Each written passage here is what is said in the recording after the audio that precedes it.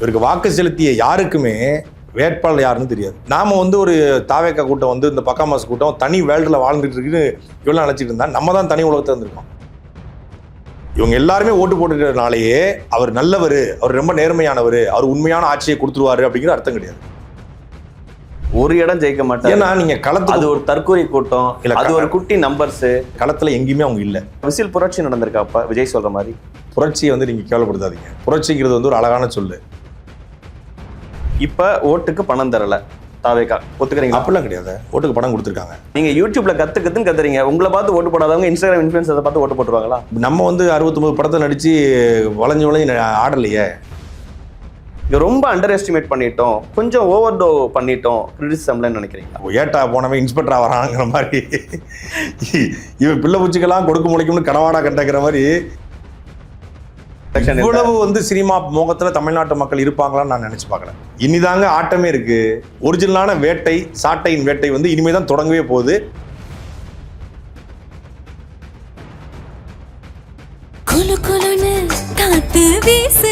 உங்கள் சத்யாவில் குளு குளு ஏசி ஆஃபர்.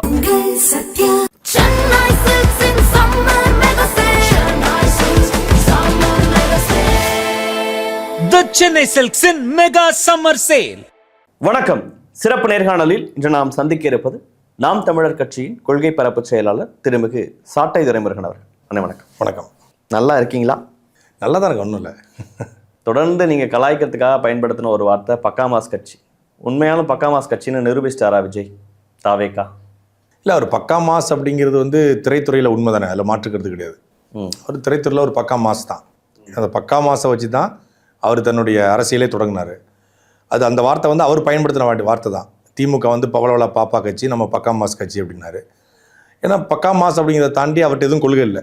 இப்போ நீங்கள் ஒரு திராவிட கட்சின்னு கிளைம் பண்ணுறதுக்கோ, இல்லை தமிழ் தேசிய கட்சின்னு கிளைம் பண்ணுறதுக்கோ, இல்லை பொதுவுடைமை கட்சின்னு கிளைம் பண்ணுறதுக்கோ அவர்கிட்ட எதுவுமே இல்லை. இப்போ அது இப்போ திமுகனா நாங்கள் திராவிட கட்சின்னு சொல்லுவோம், அதிமுகவை திராவிட கட்சி நீட்சின்னு சொல்லலாம், பாஜகவை தேசிய கட்சின்னு சொல்லலாம். இவரை வேறு இவர்கிட்ட எதுவுமே கொள்கை இல்லைங்கும் போது அவரை பக்காமாஸ் கட்சின்னு தான் சொல்லணும். அவர் அரசியலை ஜெயிக்கிறதுக்கு கொள்கை இல்லை, கொள்கை தேவையில்லை அப்படிங்கிறத நிரூபிச்சிருக்காருன்னு தான் நான் இல்லை. தன்னுடைய கட்சி உண்மையாலுமே ஒரு பக்காமாஸ் கட்சி, மக்கள் ஆதரவு பெரும்பான்மை பெற்றிருக்கக்கூடிய ஒரு கட்சி. அப்படிங்கிற பெரும்பான்மை பெறலையே, மக்கள் ஆதரவுல தனிப்பெரும் கட்சியா உருவெடுத்திருக்கு. 106 இடங்கள் இப்போ வரைக்கும் நம்ம பேசிட்டு இருக்க இந்த நொடி வரைக்கும் 2 வருஷம் கட்சி ஆரம்பிச்சு அதுக்குள்ள இவ்வளோ பெரிய மார்ஜின்ல திமுக அதிமுகவெல்லாம் தாண்டி எம்ஜிஆர் அவர்கள் 1977 வாங்கின வாக்குகள்லாம் தாண்டி அவர் கூட 33.5% தான். இவர் 35% வாங்கியிருக்கிறார். இங்கே எம்ஜிஆர் பார்த்தீங்கன்னா அவர் களத்தில் ஒரு 20 வருஷம் இருந்தார். 20 வருஷம் பெரியாரிய கருத்துக்களை ஏற்றுக்கொண்டு, அண்ணாவை கருத்துக்களை ஏற்றுக்கொண்டு, காமராஜரை தன் வழிகாட்டியை ஏற்றுக்கொண்டு, அதுக்கப்புறம் திமுகவில் பயணப்பட்டு 72 கட்சி தொடங்கி 73 பாராளுமன்ற தேர்தலில் போட்டி போட்டு தான் அவர் வந்தார். அப்போ அதை விட மோசமான நிலைமையில் இன்றைக்கி ஒரு நாயக பிம்பம் தமிழ்நாட்டில் கட்டப்பட்டிருக்கா அப்படிங்கிற ஒரு கேள்வி இருக்குது. இவருக்கு வாக்கு செலுத்திய யாருக்குமே வேட்பாளர் யாருன்னு தெரியாது. மதுரையில் ஒருத்தர் ஜெயிக்கிறாரு, பிடிஆர் பழனிவேல் தியாகராஜனை எதிர்த்து.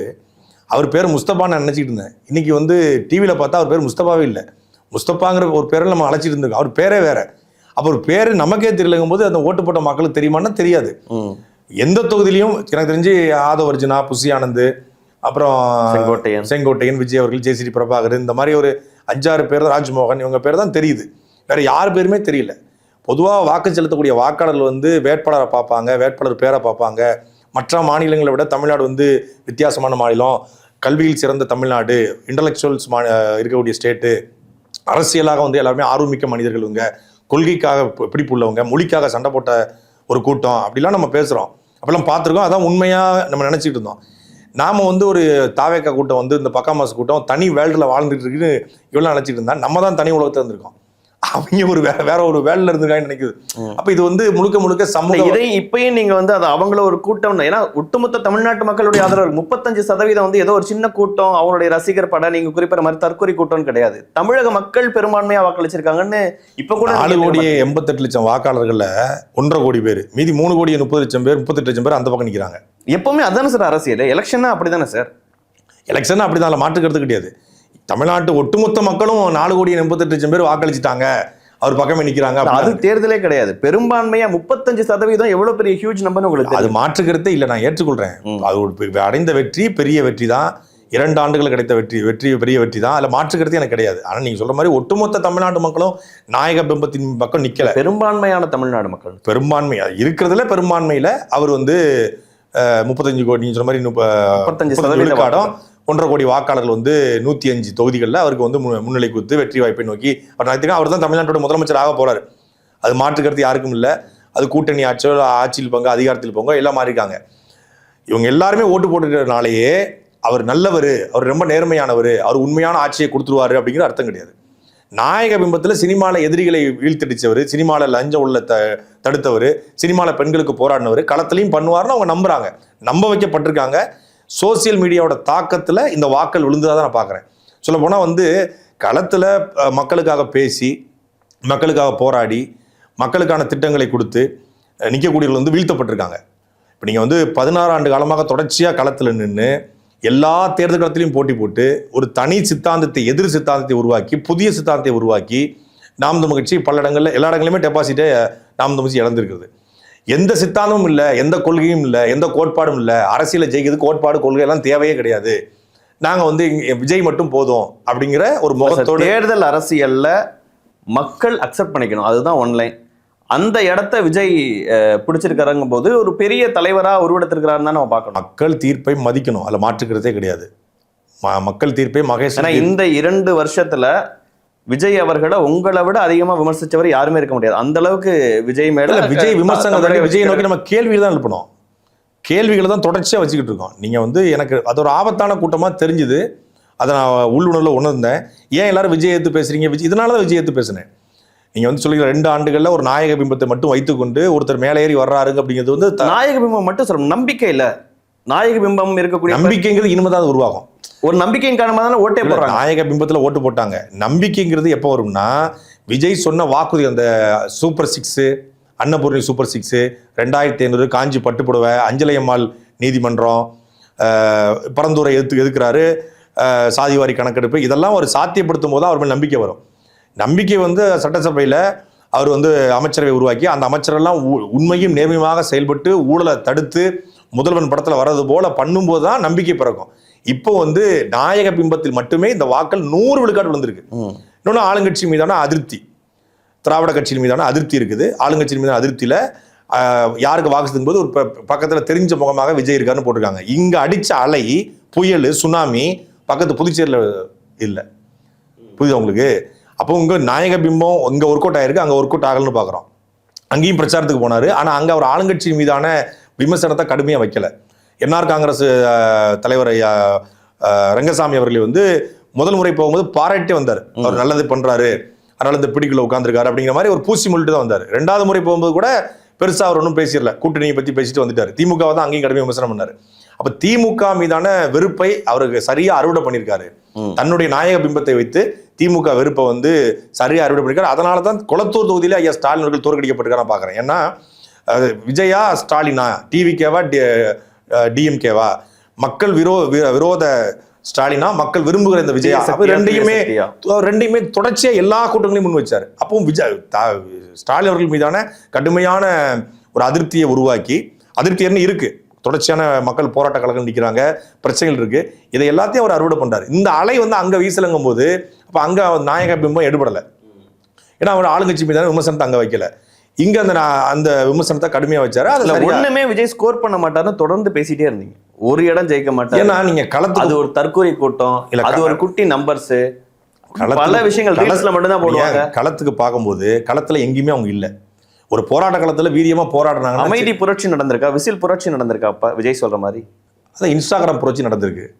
இன்ஸ்டாகிராம்ல இருந்து ஓட்டு போட முடியாதுல்ல. இன்ஸ்டாகிராம்ல உள்ள தான் ஓட்டு போய் இன்ஸ்டாகிராம்ல கூடிய இன்ஃப்ளூயன்சர்ஸ் இன்ஸ்டாகிராம்ல வச்சு ஓட்டு போட முடியுமா? இன்ஸ்டாகிராம்ல ஓட்டு போய் அங்க இருக்கக்கூடிய இவிஎம் பேலட்ல தானே ஓட்டு போட முடியும். அங்கதானே ஓட்டு போட்டுருக்காங்க. மொத்த பேர் அங்கதான் இருக்கிறான். அப்ப விசில் புரட்சினா அதுதானே. விசில் புரட்சின்னா, புரட்சியை வந்து நீங்க கேவலப்படுத்தாதீங்க. புரட்சிங்கிறது வந்து ஒரு அழகான சொல்லு. நீங்க வந்து புரட்சினா மிகப்பெரிய காங்கிரஸ் கட்சி இருக்கு பாருங்க, அந்த காங்கிரஸ் கட்சியை, பெரிய பணக்கார கட்சியை 18 வருஷம் பேசியே அண்ணாதுரை வீழ்த்தினார்ல, 67 அது புரட்சின்னு சொல்லலாம். 67 நடந்த மாதிரி தான் இப்ப திமுக 67க்கு பிறகாக 50 ஆண்டுகள் அரசியல்படுத்தப்பட்ட கூட்டத்தால ஏற்படுத்தப்பட்டது ஒரு புரட்சி. அரசியல்படுத்தப்பட்ட கூட்டத்தால, இது அரசியல்படுத்தப்பட்ட கூட்டம் கிடையாது. அரசியல்படுத்தப்பட்ட கூட்டத்தால ஏற்படுத்துறதுக்கு பேர் தான் புரட்சி. நீங்க அரசியல்படுத்தப்படாத சிதறி கிடக்கிற கூட்டங்களை அவர் வந்து ஒன்று சேர்த்து தன்னுடைய நாயக பிம்பத்தால் மட்டும்தான் இது நடந்திருக்குது. ஏங்க யாருக்குமே எந்த வேட்பாளரும் தெரியாமல் ஒருத்தன் ஓட்டு போட்டிருக்கான், விஜயோட கொள்கைன்னு யாருக்குமே தெரியல, 50 தலைவர்களை யாருக்குமே தெரியல, பெரியாரை பற்றி யாருக்கும் தெரியல, அம்பேத்கரை பற்றி யாருக்கும் தெரியல, ஆனாலும் ஓட்டு போட்டிருக்கான்னா விஜய்க்காக விழுந்த ஓட்டு. இன்னைக்கு நான் சொல்லலை. ஆமா சார், விஜய் அவர்களே அதான் சொல்றாரு. விஜய் நான் தான் 214 தொகுதி அதான் நாயக பிம்பம், விஜய்க்காக தான் ஓட்டு நம்புங்கன்னு சொல்றாரு சார். நாயகர்கள் வழிபாடு தனிநபர். 2021 கமல்ஹாசன் அவர்கள் வந்தாங்க, அவர் ஒரு பெரிய நாயகர் தான். அது நாயக பிம்பம் ஓட்டு போடல, மக்கள் நம்பிக்கை ஏதோ ஒரு வகையில வைக்கணும்ல, அந்த நம்பிக்கையை இவர் பெற்றிருக்கிறாருங்கிறது இந்த தேர்தல். கமலஹாசன் வந்து அதாவது தன்னுடைய சினிமா ஃபீல்டுடைய கடைசி காலகட்டம், அவர் தொடர்ச்சியான தோல்வி படங்களை கொடுத்துட்டு இருக்காரு, வயதும் ஆயிடுச்சு. இன்னொன்று அவர் எல்லா பக்கமும் ஒரு வந்து ரீச்சான ஆள் அப்படின்னு சொல்ல முடியாது, அவருக்கு பரவலான ரசிகர்கள் இருந்தாங்க. விஜய்க்கு வந்து இப்போ தமிழ்நாடு முழுக்கவே ஒரு பரவலான ரசிகர் கூட்டம் இருக்குது. அந்த ரசிகர் கூட்டத்தை வச்சு தொடர்ச்சியாக சோசியல் மீடியாவில் இன்ஃப்ளூயன்ஸை வச்சு ப்ரொமோட் பண்ணிகிட்டே இருந்தாங்க. நீங்கள் பாருங்கள், அவங்க ரீல்ஸ் போட்ட எல்லாரும் வென்றிருக்காங்க. இன்னொன்று அதை தாண்டி நம்ம இன்னொன்று பார்க்க வேண்டியது, வெறும் நாயக பிம்பம் அதெல்லாம் தாண்டி நீங்கள் கூடுதலாக பார்த்தீங்கன்னா திமுக அதிமுகலேருந்து சீட்டு கிடைக்கலன்னு வெளியேறிய எல்லாரும் வெற்றி பெற்றிருக்காங்க. அவங்கெல்லாம் அவ்வளோ பெரிய தலைவர்களா, ஒன்றுமே இல்லாதவங்கன்னு பல மேடைகளில் பல வீடியோக்களில் நீங்களே பேசுனீங்களா? அவங்க களத்தில் வந்து இப்போ நீங்கள் வந்து எடுத்துக்காட்டுக்கு ரெட்டியார்பட்டி நாராயணன் இருக்கலாம், திருநெல்வேலி RS முருகனாக இருக்கலாம், செங்கோட்டையனாக இருக்கலாம், ஜெயஸ்ரீ பிரபாகராக இருக்கலாம், VS பாபு அவர்களாக இருக்கலாம். இவங்க எல்லாருமே என்னென்னா அதிமுகவில் களம் கண்டவங்க, எம்எல்ஏக்களாக அமைச்சர்களாக இருந்தவங்க. அவங்களுக்கு வந்து இந்த வாக்குச்சாவடி முகவர்கள் எப்படி நியமிப்பது இது எல்லாமே தெரிஞ்சுக்கிட்டு அவங்க தாவேக்காக அதை சொல்கிறாங்க. அதுதானே சார் ஒரு ஸ்ட்ராட்டஜி. யாரெல்லாம் அங்கே வாய்ப்புகள் மறுக்கப்படுதோ அவங்களெல்லாம் அழைக்கிறாரு. இப்போ நீங்கள் ஏற்கனவே இருந்த திமுக அதிமுகலேருந்து ஆட்களை எடுத்து கொண்டு வந்துருக்கல, இது ஒரு மாற்றம் அப்படிலாம் கிடையாது. ஏற்கனவே இருந்த ஆட்களை கொண்டு வந்து ஒரு ஆட்சி அமைச்சிக்கிறார். அவங்கெல்லாம் களத்தில் வேலை பார்த்தாங்க தான் சொல்லலாம், வேலை பார்க்கலன்னு சொல்லலை. அவங்க வேலை பார்த்துருக்காங்க, வாக்குச்சாவடியில் வேலை பார்த்துருக்காங்க, தேர்தலில் வெல்வதற்கு என்னென்ன வேலையோ அதை பார்த்துருக்காங்க. ஆனால் இது ஒரு கொள்கை ரீதியான வெற்றி, இது ஒரு மாற்றத்துக்கான வெற்றி, இது ஒரு புரட்சி. திமுக அதிமுகவுக்கு மாற்று வேணும்னு இருக்கக்கூடிய ஒரு மக்கள் இப்ப விஜயை சூஸ் பண்ணிருக்காங்க. நீங்க சொன்ன மாதிரி வந்து 15-20 வருஷமா கத்துறீங்க, பேசுறீங்க, தொடர்ந்து போராடுறீங்க, மாற்றமா உங்களை பார்க்கல இல்ல. இப்ப விஜய் அவர்களை பாக்குறாங்கன்னு ஒரு இடம் வருது இல்ல, ஏதோ ஒரு வகையில நம்பிக்கையை பெற்றிருக்காருல, அப்ப அந்த நம்பிக்கை வந்து எதன் மூலமா பெற்றிருக்காரு, எதன் மூலமா வேணாலும் பெறான்னு சொல்ல முடியாது. பேசினார்ல சார், தொடர்ந்து இங்க யாரு நம்பிக்கையை சினிமா மூலியம் மட்டும் பெற்றிருக்காரு, திரைப்படத்தின் மூலமாக பெற்றிருக்காரு. திரைப்படத்தின் மூலமாக பெற்று மீண்டும் தமிழ்நாட்டில் ஒரு திரை நடிகர் வெற்றி பெறலாங்கிற இதை உருவாக்கியிருக்காரு. இது தமிழ்நாட்டு அரசியல் போக்கில் மிக ஆபத்தான போக்கை நான் பார்க்குறேன். நீங்கள் வந்து மக்களுக்காக போராடுகள் வந்து புறக்கணிக்கப்படுவதும், திரையிலிருந்து வந்த ஒருத்தர் வந்து வெளில வைக்கப்படுவதும், நாளைக்கு இன்னொரு நடிகருக்கு ஆசை வரும். தமிழ்நாட்டில் இப்போ நிறைய நடிகர்கள் இருக்காங்க, விஜய் வந்து சினிமா நடிக்க போகிறது கிடையாது, நடிக்க போகிறது இல்லைன்னு சொல்கிறாங்க. இப்போ அடுத்தடுத்த நடிகர்களுக்கு விஜயை வென்றுட்டாரு, அப்போ நம்மளும் வெல்லலாம் அப்படிங்கிற ஒரு, அப்போ சினிமாவில் நடித்தாலே சிஎம் ஆயிடலாம் அப்படிங்கிறது வந்து மிக தவறான கோட்பாடு. நீங்கள் மக்களுக்காக போராடுறவன், மக்களுக்காக பேசுகிறவன், மக்களுக்காக எழுதுறவன், மக்கள் களத்தில் நிற்கிறவன், மக்களுக்கு நல்ல திட்டங்களை கொண்டு வருவேன், நான் புதுசாக மாற்றத்தை கொடுப்பேன், இலவசத்தை ஒழிப்பேன், படிக்க வைப்பேன், கல்வி கொடுப்பேன், மருத்துவம் கொடுப்பேன், இப்படி சொல்கிற எல்லாரும் புறக்கணிக்கப்பட்டுட்டு இதெல்லாம் செய்ய மாட்டேன், நான் பணம் தருவேன், இந்த உனக்கு 2500, இடைநிட்டெல்லாம் உனக்கு 15000, முதியோர் தொகையை கூட்டுவேன், சிப்காட்டை கொண்டு வருவேன், அதே மாதிரி எல்லாமே என்ன நீட்சி தான். இது வந்து திருப்பி ஒரு மாட்சி. திமுக அதிமுக வரும்போது தொடர்ந்து அவங்க வந்து ஓட்டுக்கு காசு தராங்க, ஏதோ காரணங்கள் அப்படி அடுக்குவீங்க. இப்போ நாம் தமிழர் கட்சியின் கொள்கை பரப்பு செயலாளராக தோல்விக்கான காரணங்களா, இப்போ ஓட்டுக்கு பணம் தரல தாவேக்கா ஒத்துக்கிறீங்க? அப்படிலாம் கிடையாது, ஓட்டுக்கு பணம் கொடுத்துருக்காங்க. எங்க பல இடங்களில் ஓட்டுக்கு பணம் கொடுத்ததை பல்வேறு ஊடகங்களிலே பதிவு செஞ்சப்பட்டிருக்காங்க. பல இடங்களில் கொடுத்துருக்காங்க. செங்கோட்டையின் தொகுதியில் ஓட்டுக்கு பணம் கொடுக்கப்பட்டிருக்கு, பல்வேறு தொகுதியில் ஓட்டுக்கு தாவேக்கா பணம் கொடுத்துருக்காங்க. அதை எலெக்ஷன் டயத்தில் எல்லாருமே எழுதுனாங்க. நானே கண்கூட பல இடங்கள் கேட்டேன். 20,000 30,000, அதாவது மொத்தமாக கொடுக்காம அவங்களுக்கு பேக்கேஜாக ஓட்டுக்கு பணம் கொடுத்ததுனால மட்டும் நான் வென்றான்னு சொல்லலை. பணம் மட்டுமே ஒரு ஃபேக்ட் கிடையாது, பணமும் செலவு செய்யப்பட்டுச்சு. சமூக வலைதளங்களில் எந்த இன்ஸ்டாகிராம் இன்ஃப்ளூயன்சரை வந்து விலைக்கு வாங்கினாங்க சார், அது ஒரு கொஞ்சம் நம்பர் சார். இன்ஸ்டாகிராம் இன்ஃப்ளூயன்சர்ஸே பேசினாலும் இன்ஸ்டாகிராம் இன்ஃப்ளூயன்சர் மட்டும் கிடையாது போட்டுருவாங்கன்னு நீங்க நினைக்கிறீங்களா? மக்கள் அவ்வளோ குறைச்சி மதிப்பிடுறீங்களா? குறைச்சலாம் மதிப்பிடலை, அது மட்டுமே காரணம் கிடையாது, அதுவும் ஒரு ஃபேக்ட். நீங்க யூடியூப்ல கத்துறீங்க, உங்களை பார்த்து ஓட்டு போடாதவங்க இன்ஸ்டாகிராம் இன்ஃப்ளூயன்சரை பார்த்து ஓட்டு போட்டுருவாங்களா? நம்ம வந்து 69 படத்தை நடிச்சு வளைஞ்சு ஆடலையே, இப்போ ஆடி பாடி நடிச்சு இதுக்கு தான் ஓட்டு இருக்கு அப்படிங்கிற மாதிரி ஒரு கலாச்சாரத்தை உருவாக்கி வச்சிருக்காரு. இது சரியா இருக்குன்னு நீங்க சொல்றீங்களா? நீங்க வந்து சரியோ தப்போ மக்கள் ஏத்துக்கிறாங்களா, அதை நம்ம வந்து நம்ம அங்கீகாரம் ஏத்துக்கிட்டாலும் ஏத்துக்கலாம், அவர் தான் சிஎம், 5 வருஷம் அவருடைய ஆட்சிங்கிறத நம்ம வாழ்ந்தாகணும், அதில் மாற்றுக்கிறதே கிடையாது. ஆனால் சரி தவறுலாம் தாண்டி, வெற்றி தோல்வியை தாண்டி இது சரியானதான்னு பார்த்தா இது ரொம்ப தவறானதாக இருக்குது.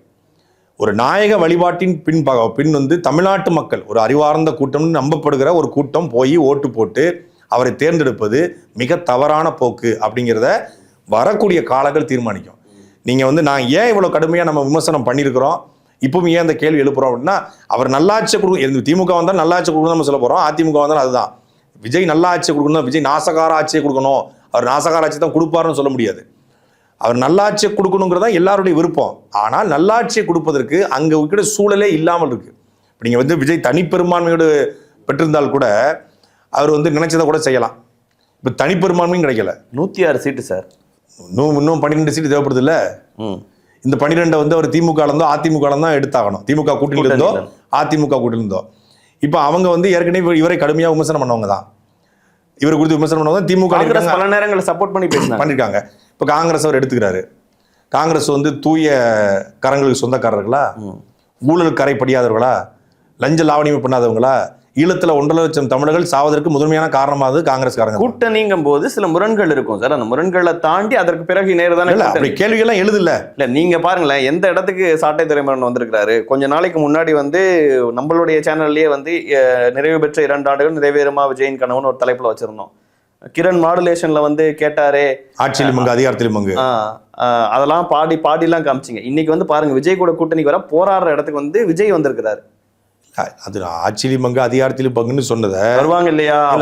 ஆமாம்மா, நம்மளை நம்பி சில பேர் வரலாம் இல்லையா, அப்போ அவங்களுக்கு நம்மளை மதிக்கணுமா இல்லையா அப்படிலாம் சொன்னாரு. இப்போ அவர் வந்து மதிச்சாரு அப்படின்னா அவங்களுடைய கட்டுப்பாட்டில் தானே தாவேக்கா போவோம். தனித்து விடப்பட்டிருக்காரு. நீங்க இல்ல தனித்தோட கூட்டணி எல்லாமே தனித்து விடப்பட்டாரு.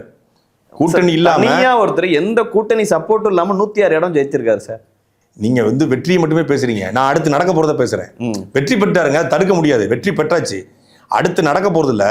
இப்போ ஆட்சியிலும் பங்கு அதிகாரத்தில் பங்குன்னு காங்கிரஸையோ இல்லை பாட்டாளி மக்கள் கட்சியோ இல்லை கம்யூனிஸ்டையோ இல்லை விசிகாவையோ அவர் அழைக்கிறான்னு வச்சுக்கோங்க.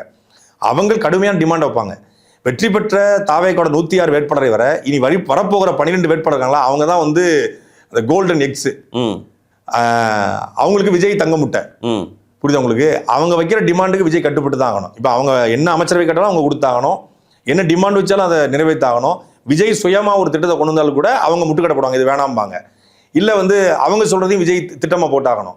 ஒரு தொழிலா அவங்கள கேட்டு தான் செஞ்சாகணும். எது நடந்தாலும் சரி, இப்போ அந்த வரப்போற 4-5 பேரோ இல்லை 5 பேரோ 6 பேரோ யாராக இருந்தாலும் சரி, அவங்களுக்கு கட்டுப்பட்டு போகிற ஒரு ஆட்சியாக தான் அமையும். ஒன்று பெரும்பான்மையோட ஒரு ஆட்சி அமைக்கக்கூடிய ஒரு ஆட்சி வரணும், இல்லை கூட்டணி ஆட்சியாக வந்து ஏற்கனவே ஜெல்லாகிற ஒரு கூட்டணி வரணும். இந்த மாதிரி தொங்கு வந்து ஆட்கள் அங்கிருந்து எடுக்கும்போது அது என்னவோ மாறினும் பாரா, அது தமிழ்நாட்டு அரசியலுக்கு பேராபத்துன்னு சொல்ல வரேன். புரியுதா உங்களுக்கு? ஒரு வகையில் இது நல்லதும் கூட, ஒரு வகையில் இது பேராபத்தும் கூட. ஒரு வகையில் ஏன் நல்லது அப்படின்னா, விஜயா ஒரு மோசமான திட்டத்தை கொண்டு வர முடியாது, இங்க வரப்போறவங்க தடுப்பாங்க. நல்லவங்களா முடியும். விஜய் ஒரு நல்ல திட்டத்தை கொண்டு வந்தாலும் அவங்க தடுப்பாங்க. ரெண்டுமே ஒரு செல்வாக்குமே இல்ல, அதை நான் களத்துல பார்க்க முடியறது இல்ல. ஒரு தோல்வியெல்லாம் சந்திப்பான்னு தொடர்ந்து உங்களோட வீடியோக்களை கடுமையா சார்ந்தீங்க. இப்போ உங்களுடைய கணிப்புகள் எல்லாமே பொய்யா இருக்குன்னு இப்ப நினைச்சுக்கிறீங்க. நீங்க வந்து தோற்று போனதுனாலே வந்து நல்ல கண்ணு வந்து கெட்டவர்னு சொல்லிட முடியாது. நம்ம களத்தில் வந்து போராடினவங்க தான் ஜெயிப்பாங்க. நான் தான் சொன்னேன், நம்ம ஒரு வேற ஒரு வேலையில் வாழ்ந்துருக்க போகணும்னு இப்போ தோணுது. நீங்கள் வந்து மக்களுக்கு போராட்டம் தான் ஜெயிப்பான். டிவிகே காரங்கள்லாம் சொன்னது சரியாக இருந்திருக்கு. நீங்கள் வேற ஒரு உலகத்தில் இருந்திருக்கு. நம்ம தான் வேற ஒரு உலகம், உண்மையை ஒத்துக்கிட்டு தான் ஆகணும். நம்ம ஒரு வேற ஒரு உலகத்தில் இருந்திருக்கும் போல இருக்கு. இந்த மக்கள் வந்து போராடினவனு ஜெயிக்க வைப்பாங்க. டாஸ்மாக யார் மூடுறானோ அவனை தான் ஜெயிக்க வைப்பாங்க. எவன் வந்து இலவச கல்வியை கொடுப்பேன்னு சொல்கிறான் அவனை தான் ஜெயிக்க வைப்பாங்க. எவன் வந்து மருத்துவத்தை இலவசமாக கொடுப்பான் அவனை தான் ஜெயிக்க வைப்பாங்க. நம்ம நினச்சிக்கிட்டு இருந்தோம். ஆனால் அப்படிலாம் இல்லைப்பா, எனக்கு அதெல்லாம் பிரச்சனை இல்லை. இந்த தமிழ் மொழினா கலாச்சாரம் பண்பாடு, இந்த கச்சத்தீவு மீட்கிறது, முல்லை பெரியார் காவிரி, அதெல்லாம் அப்புறம் பார்த்துக்கலாம்ப்பா. முதல்ல வந்து எங்களுக்கு வந்து தெரிஞ்ச ஒருத்தர் வந்திருக்காரு, அவருக்கு நாங்கள் ஓட்டு போடுறோம் அப்படிங்கிற மாதிரி அவங்க ஓட்டு போட்டிருக்காங்க. அதை நம்ம ஏற்றுக்கிட்டு தான் ஆகணும். நம்மளுடைய கருத்து. உங்கள் தலைவரை நீங்கள் கூட அந்த தொகுதியில் போய் பேசுறீங்கன்னு நினைக்கிறேன். உங்களுக்கு எனக்கு ரூல்ஸ் போட்டு தமிழ்நாட்டை பார்த்துக்கிறவர் எங்கள் தலைவர், ரீல்ஸ் போடுறவர் இங்கே அவர் எதிர்த்து நிற்கிற வேட்பாளர். அப்படி எவ்வளோ வாக்கள் 30,000-40,000 வாக்கு வித்தியாசத்தில் வெற்றி பெற்றுக்கிறார் டாக்டர் பிரபு. ஆமாம், நீங்கள் அதுதான் சொல்ல. சிபி ராதாகிருஷ்ணன் வெற்றி பெற்று போயிட்டாரு, நல்லகண்ணையா தோற்று போயிட்டாரு. ஆனால் எனக்கு சிபி ராதாகிருஷ்ணனுக்கு மக்கள்கிட்ட மதிப்பு இருக்கா, நல்லகண்ணுக்கு மதிப்பு இருக்கா? ஹெச் ராஜா வென்று வந்தார், ஹெச் ராஜாவுக்கு மதிப்பு இருக்கா? அவர் எதிர்த்து நின்ற வேட்பாளருக்கு மதிப்பு இருக்கா? அம்பையில் வந்து ஐயா நல்லகண்ணு 2 முறை தோத்து போனாரு. காமராஜரே தோத்து போயிருக்காரு. இதையே எவ்வளவு நாள் பேச முடியும்னு கேட்கிறேன். இல்லை, அதான் சொல்றேன். இந்த நிலம் வந்து காமராஜரே தோற்கடிக்கப்பட்ட நிலம் தான். காரைக்குடியில் தோற்கடிக்கப்பட்டாலும் நாளைக்கு காரைக்குடிக்கு ஒரு பிரச்சனைனா சீமான் களத்தில் 100 விழுக்காடு வீரியமாக களத்தில் நிற்பார். ஆனால் காரைக்குடியில் வெற்றி பெற்ற வேட்பாளர் நிற்பாங்களா அப்படிங்கிறத காலமும் களமும் தான் தீர்மானிக்க போகுது. நம்ம யாரையும் குறைச்சி மதிப்பிடல. மக்களால் அவங்க தேர்ந்தெடுக்கப்பட்டிருக்காங்க. அவங்களுக்கு நம்முடைய வாழ்த்துக்கள். எல்லோரும் சட்டசபைக்கு போகட்டும், அவங்களுடைய நல்ல செயல்களை செய்யட்டும், மாற்றுக்கருத்தே கிடையாது. விஜய் உட்பட எல்லாருமே சட்டசபைக்கு போய் நல்லது பண்ணட்டும்.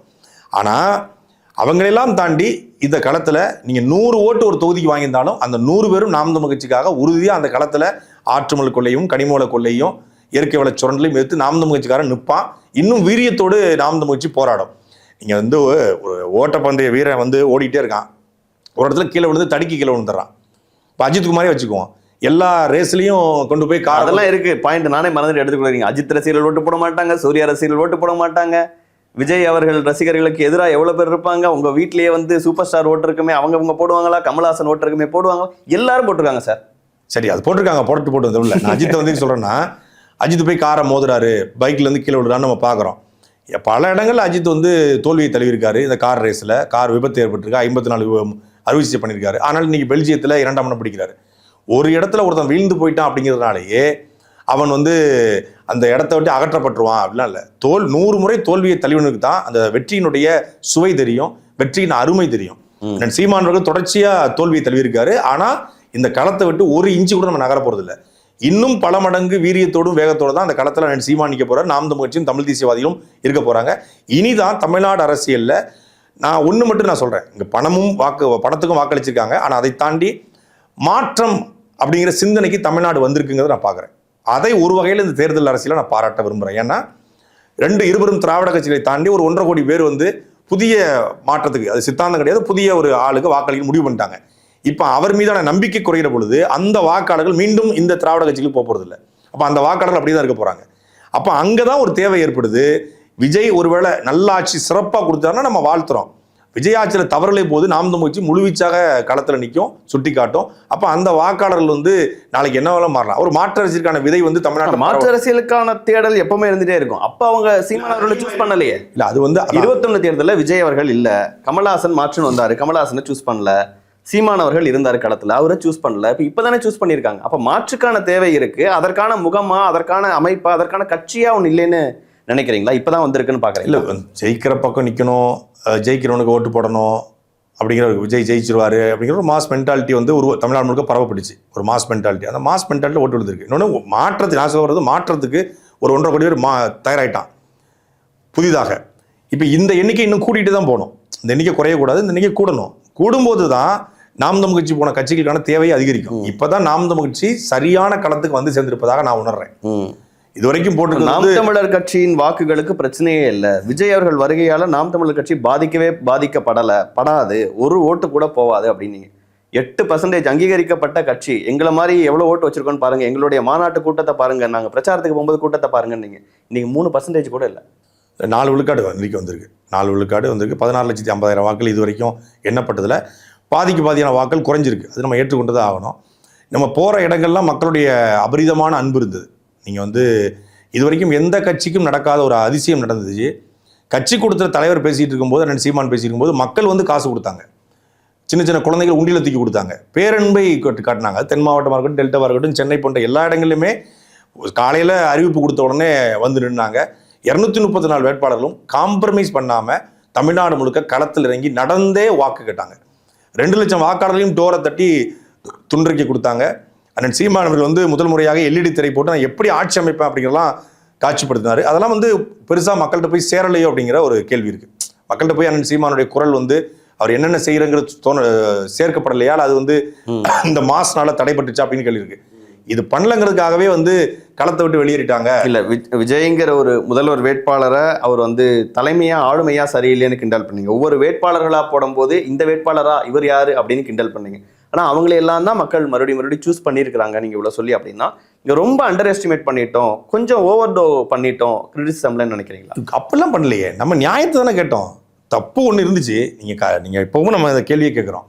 தமிழ்நாட்டில் எந்த கட்சியும் செய்யாத ஒன்று மரங்களில் ஏறுவது, டிரான்ஸ்ஃபார்மரில் ஏறுவது, இதெல்லாம் நடக்குது.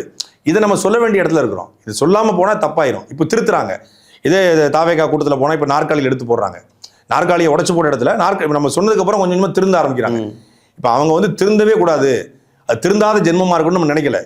தேச அமைச்சரவை பட்டியல்னு ஒன்று வந்தா அவங்க வேற ஒரு உலகத்துல இருக்காங்கன்னு சொல்றது, வெற்றி பெற்ற வேட்பாளர்கள் சர்டிஃபிகேட் வாங்கிட்டு பனையூருக்கு வந்துருங்க அப்படின்னு சொன்னா ஐயோ வேற ஒரு உலகத்துல இருக்காங்கன்னு சொல்றது. ஆனா வேற ஒரு உலகத்துல இப்ப சாட்டை திறமைகள் வடிவேல் சொல்றல,